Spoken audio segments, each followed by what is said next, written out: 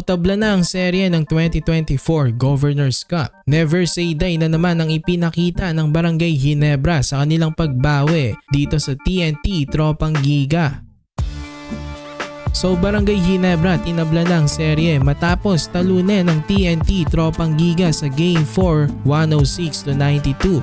Dalawang sunod nga rin na panalo ang binawi ng Gene Kings para maitabla ang serye sa 2-2. Before mag-start ang Game 4, nakuha ni Ronday Hollis Jefferson ng Best Import of the Conference. At ang Best Player of the Conference, si Junmar Fajardo pa rin. So kahit wala man nanalo ng award sa mga Ginebra players, masaya pa rin naman sila dahil ang mahalaga, nakatabla na sila at ginawang best of 3 na lang itong serye. Parang na-motivate nga ang Ginebra dito sa Game 4. Sa start pa lang ng game, nagset na ng tone itong si Justin Brownlee. Unang tira niya 4 points agad.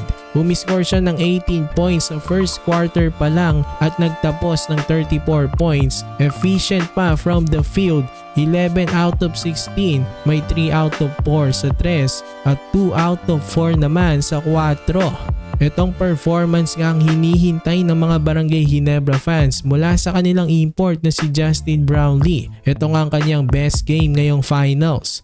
Pero marami naman siyang naging katulong sa mga locals. 5 sa Ginebra ang naka-double digit points dito sa Game 4. Grabe ang pag-step up nila Maverick Akamnisi, Japet Aguilar at Stephen Holt.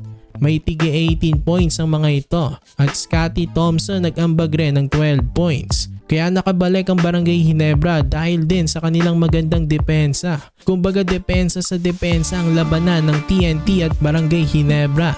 Kung anong ginawang pagpapahirap ng depensa ng TNT sa kanila noong Games 1 and 2, ipinadama nga ng Gene Kings din yan sa Games 3 and 4 naman kaya sila nakabalik.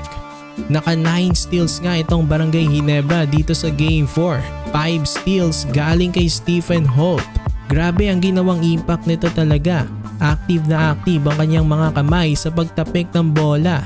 Magandang depensa niya kay RHJ at tumutulong pa siya sa scoring. Kaya naman kahit anong run gawin ng TNT, na-maintain pa rin ng Ginebra ang kanilang kalamangan. At again, best of 3 na lang itong serye na ito.